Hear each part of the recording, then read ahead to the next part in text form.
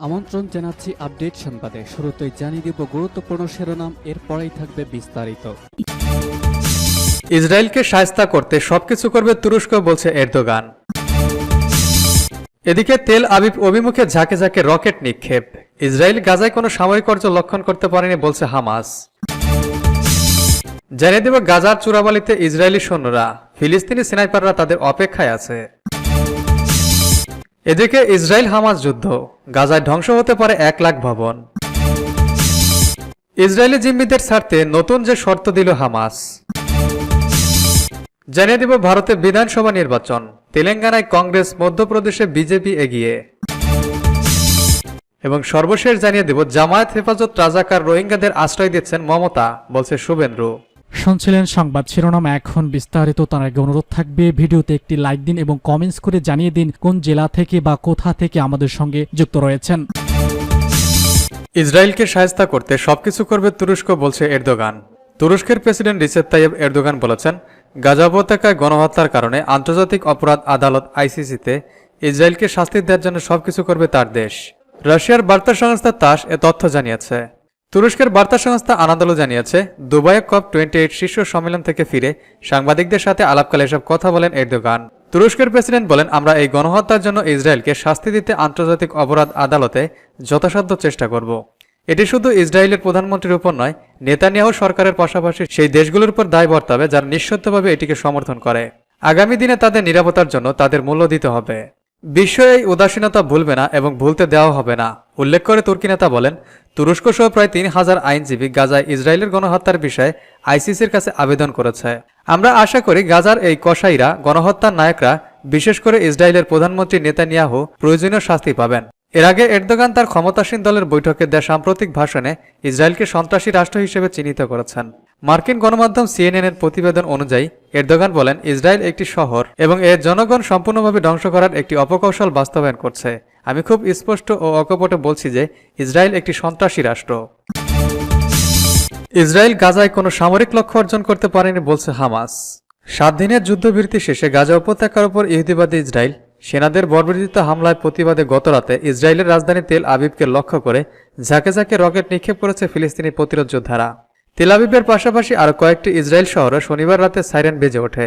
শনিবার রাতের রকেট হামলার একটি ভিডিও ক্লিপ প্রকাশ করেছে হামাসের সামরিক বাহিনী ইজ্জাদিন আল কাসাম ব্রিগেড। এতে দেখা যাচ্ছে গাজার উত্তর অংশ থেকে একের পর এক রকেট ছুড়ে যাচ্ছে ইসরায়েল ভূখণ্ডের দিকে। ইসরায়েলি হামলায় হামাস সহ গাজার অন্যান্য প্রতিরোধ সংগঠনের যোদ্ধারা ঝিমিয়ে পড়েছেন বলে যখন ইহুদিবাদী পত্রিকাগুলো আভাস দিতে শুরু করেছিল, তখন ভয়াবহ এই রকেট হামলা চালালো হামাস। ওই রকেট হামলার পর আজ রোববার ভোররাতে হামাসের পলিট ব্যুরো সদস্য ইজ্জাত আর রিশক এক বিবৃতিতে বলেছে, তারা এর মাধ্যমে সংশ্লিষ্ট সবার উদ্দেশ্যে এই বার্তা দিয়েছে যে প্রতিরোধ যোদ্ধারা দখলদার শক্তিকে হস্তগত করে দিয়েছে এবং তাদেরকে তাদের লক্ষ্য অর্জনে ব্যর্থ করে দিয়েছে। তিনি বলেন, এমনকি ইসরায়েল সেনারা যেসব এলাকা দখল করে নিয়েছে বলে দাবি করছে, সেসব এলাকা আমাদের সরব উপস্থিতি রয়েছে।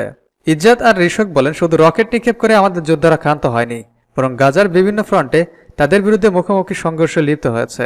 নেতানিয়াহু তার সেনারা গাজায় কোনো সামরিক লক্ষ্য অর্জন করতে পারেনি এবং ভবিষ্যতেও পারবে না। গাজার চূড়াবালিতে ইসরায়েলের সৈন্যরা, ফিলিস্তিনি স্নাইপাররা তাদের অপেক্ষায় আছে।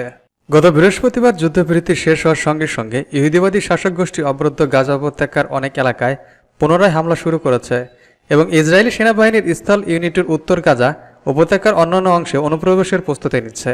শুক্রবার ইহুদিবাদী শাসক গোষ্ঠীর গড়িমসির কারণে গাজায় যুদ্ধবিরতি প্রতিষ্ঠিত হয়নি এবং ইহুদিবাদীরা যুদ্ধবিরতি শেষ হওয়ার সঙ্গে সঙ্গে গাজায় তাদের হামলার মাত্রা তীব্র করে। ইহুদিবাদী শাসক গোষ্ঠীর সেনাবাহিনী গাজা উপত্যকার দক্ষিণে খান ইউনিসে অবস্থিত আল কাররা এলাকায় আবাসিক ঘরবাড়িতে পুনরায় হামলা শুরু করেছে। ইহুদিবাদী শাসকদের যুদ্ধের নৌযানগুলো দেইর আল বালা শহরের পশ্চিমে তাদের পুনরায় হামলা চালিয়েছে। ইহুদিবাদী শাসক গোষ্ঠীর কামান গাজার উত্তরে অবস্থিত জাবালিয়া ক্যাম্পের পশ্চিমাঞ্চল ব্যাপকভাবে হামলা চালিয়েছে। যুদ্ধবিরতির পর নতুন দফায় সংঘর্ষ পুনরায় শুরু হওয়ার পর থেকে গাজা উপত্যকায় ইহুদিবাদী সেনাদের হামলায় কমপক্ষে 240 জন ফিলিস্তিনি শহীদ হয়েছেন এবং 650 জনের বেশি আহত হয়েছেন। গাজায় ফিলিস্তিনি বেসামরিক নাগরিকদের হত্যার প্রতিক্রিয়ায় ফিলিস্তিনি প্রতিরোধকামীদের একঝাঁক রকেট ইসরায়েলের তেল আবিব, আশদদ, আশকলন এবং গাজার আশেপাশের অন্যান্য ইহুদিবাদী বসতগুলোকে টার্গেট করে আঘাত এনেছে। আবু আলী মোস্তফার ব্যাটালিয়ন ফিলিস্তিন জনগণের বিরুদ্ধে দখলদারদের পাশবিক হামলার জবাবে কিসোফিম শহরে রকেট দিয়ে বোমাবর্ষণের ঘোষণা দেয়। হামাসের সামরিক শাখা আল কাসসাম ব্রিগেড 3টি জারোয়ারি ড্রোনের মাধ্যমে দখলদার বাহিনীর অবস্থানকে টার্গেট করে হামলা চালিয়েছে বলে ঘোষণা দিয়েছে। ইসরায়েল হামাস যুদ্ধ, গাজায় ধ্বংস হতে পারে 1 লাখ ভবন। ইসরায়েল ও হামাসের মধ্যকার সমসাময়িক যুদ্ধবিরতি শুরুর আগে উত্তর গাজা জুড়ে ব্যাপক পরিমাণ ধ্বংসযজ্ঞ হয়েছে। বিবিসির হাতে আসা নতুন কিছু স্যাটেলাইটের ছবিতে প্রকাশ পেয়েছে। ছবিগুলো 23 নভেম্বরের। টানা কয়েক সপ্তাহ ধরে ইসরায়েলি বিমান হামলা ও স্থল অভিযান চলার পর যখন যুদ্ধবিরতি হয় তার ঠিক আগের আরেকটি আলাদা স্যাটেলাইট তথ্য বিশ্লেষণ পুরো গাজার ধ্বংসযজ্ঞের বিভিন্ন চিত্র খুঁজে পাওয়া যায়। ড্রোন ফুটেজ ও ভেরিফাইড ভিডিওতে আরও দেখা যায় বিভিন্ন ভবন ও কোথাও পুরো পাড়া একেবারে মাটিতে মিশে গেছে। যদিও ইসরায়েলের সর্বাত্মক স্থল অভিযানের মূল লক্ষ্য ছিল গাজার উত্তরাঞ্চল, যা ধ্বংসযজ্ঞের চিহ্ন বহন করছে, কিন্তু আসলে পুরো উপত্যকা জুড়েই ভয়াবহ ধ্বংসের চিত্র দেখতে পাওয়া যায়। ইসরায়েলি জিম্মিদের ছাড়তে নতুন যে শর্ত দিল হামাস। হামলা বন্ধ না করলে ইসরায়েলের সঙ্গে বন্দী বিনিময় নিয়ে কোনো আলোচনার প্রস্তাব উড়িয়ে দিয়েছেন হামাসের রাজনৈতিক বিষয়ক উপপ্রধান সালেহ আল আরুরি। তিনি বলেন, হামাসের হাতে এখন ইসরায়েলি যেসব বন্দী আছে তারা সেনা সদস্য, এমনকি বেসামরিক ব্যক্তি যারা ইসরায়েলি সেনাবাহিনীতে এর আগে কাজ করেছে। যুদ্ধবিরতি ছাড়া তাদের ছাড়া হবে না। একই সঙ্গে মুক্তি দিতে হবে সব ফিলিস্তিনি বন্দীকে। যুদ্ধকে তার গতিতে চলতে দেওয়া হোক, সিদ্ধান্ত ফাইনাল। এ নিয়ে কোনো আপোষ করব না আমরা। এ অবস্থায় ইসরায়েল ও ফিলিস্তিনের বিরুদ্ধে যুদ্ধাপরাধের অভিযোগ তদন্ত করার কথা জানিয়েছে স্কটল্যান্ড ইয়ার্ড। 2014 সাল থেকে ওই অঞ্চলে যুদ্ধ অপরাধের যেসব অভিযোগ আছে তা তারা তদন্ত করবে। এমন তদন্তে অনুমোদন আছে আন্তর্জাতিক অপরাধ আদালত আইসিসি। ওদিকে অস্থায়ী যুদ্ধবিরতি ভেঙে পড়ার পর ইসরায়েলি হামলায় গাজায় প্রায় 200 মানুষের মৃত্যু হয়েছে। এর বেশিরভাগই শিশু। টেলিভিশনের এক ছবিতে এসব শিশুর রক্তমাখা ছবি দেখে আটকে উঠবেন যে কেউ। এখন গাজার দক্ষিণাঞ্চলে ভয়াবহ হামলা চালিয়ে যাচ্ছে ইসরায়েল। এতে ধ্বংস হচ্ছে স্থাপনা, বহুতল ভবন, মরছে সাধারণ মানুষ। এবার টার্গেট করা হচ্ছে শরণার্থী ক্যাম্পগুলো। এ অবস্থায় টেকসই একটি যুদ্ধবিরতির চেষ্টা জোরালো করতে দোয়া পৌঁছেছে ফরাসি প্রেসিডেন্ট ইমানুয়েল ম্যাক্রন, কিন্তু কাতার থেকে মধ্যস্থকারী মোসাদের সদস্যরা প্রত্যাহার করেছে ইসরায়েল। 7 অক্টোবর থেকে গাজায় ইসরায়েলি হামলায় নিহতের সংখ্যা কমপক্ষে 15,420 জন, আহত হয়েছেন কমপক্ষে 39,000 মানুষ। অন্যদিকে ইসরায়েলি রকেট হামলায় নিহতের সংখ্যা 1200।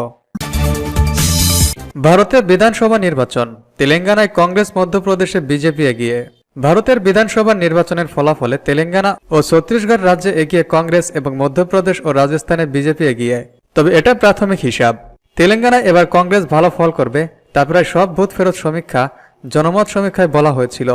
সেখানে কংগ্রেস তার প্রতিদ্বন্দ্বী বিআরএস এর থেকে অনেকটাই এগিয়ে গেছে। মুখ্যমন্ত্রী কেউ চন্দ্রশেখর রাও, যিনি কেসিআর নামের পরিচিত, তিনি 2টি কেন্দ্র থেকে পিছিয়ে আছেন। এগিয়ে পিছিয়ে থাকার প্রাথমিক হিসাবে দেখা যাচ্ছে কংগ্রেস 62টি ও বিআরএস 42টিতে এগিয়ে। বিজেপি এগিয়ে 10টি আসনে।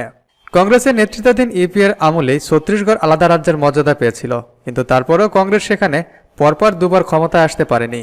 2বারই কেসিআরের দল সংখ্যাগরিষ্ঠতা পেয়েছিল। এবার কংগ্রেস সেখানে দুর্নীতির পাশাপাশি ঢালাও জনমোহনী প্রতিশ্রুতি দিয়েছে। তেলেঙ্গানা জিততে পারলে কংগ্রেস দক্ষিণ ভারতে কর্ণাটকের পর আরও একটি রাজ্য ক্ষমতায় আসবে। তামিলনাড়ুতে তারা ডিএম জোটের শরিক হিসেবে ক্ষমতায় আছে। জামায়াত, হেফাজত, রাজাকার, রোহিঙ্গাদের আশ্রয় দিচ্ছেন মমতা, বলছে শুভেন্দু। লোকসভা ভোটের মুখে মতুয়া ভোট গড়ে তুলতে উত্তরবঙ্গে বিশেষ প্রচার শুরু করেছে তৃণমূল কংগ্রেস। জাগমতা স্লোগান দিয়ে বিজেপির বিরুদ্ধে নাগরিকত্ব দেওয়ার নামে মতুয়াদের আশাহত করার অভিযোগ তুলছে তৃণমূল নেতারা। তবে তৃণমূলের এমন প্রচারে কোনো কাজ হবে না বলে দাবি করেছেন বিরোধী দলনেতা শুভেন্দু অধিকারী। তিনি বলেন, জামায়াত, হেফাজত ও মুসলিম মৌলবাদীদের আশ্রয়দাতা মমতা ব্যানার্জিকে একটি ভোটও দেবে না মতুয়ারা। অভিযোগ উঠেছে নদিয়া জেলার কল্যাণীতে ভারতীয় জনতা পার্টির বিজেপি যুব মোর্চার সক্রিয় কর্মী মিহির কুমার বিশ্বাসকে হাসুয়া দিয়ে আঘাত করেন আরমান তরফদার ও আরবাজ তরফদার নামে 2 তৃণমূল কংগ্রেস কর্মী। আহত বিজেপি কর্মীকে কল্যাণ জওহরলাল নেহরু হাসপাতালে দেখতে গিয়ে সাংবাদিকদের মুখোমুখি হয়ে এসব কথা বলেন শুভেন্দু। তিনি বলেন, জামায়াত, হেফাজত ও মুসলিম মৌলবাদীদের অত্যাচারে মতুয়ারা বাংলাদেশ থেকে ভিটেমাটি ছাড়তে বাধ্য হয়েছিলেন। আমার মা গায়ত্রী ভট্টাচার্যকেও বরিশাল ছাড়তে হয়েছিল। মতুয়ারা কেউ ইচ্ছা করে বাংলাদেশ ছাড়েনি, তাদেরকে তাড়ানো হয়েছে। এক কাপড় খালি পেয়ে পালিয়ে এসেছেন। যাদের জন্য তারা পালিয়ে এসেছেন সে জামায়াত, হেফাজত, রাজাকার ও রোহিঙ্গাদের আশ্রয় দিচ্ছেন মমতা ব্যানার্জি। মতুয়াদের উদ্ধার করার কারিগর যারা, তাদের আশ্রয় দিচ্ছেন মমতা। কোনো মতুয়া প্রাণ থাকতে মমতা ও তার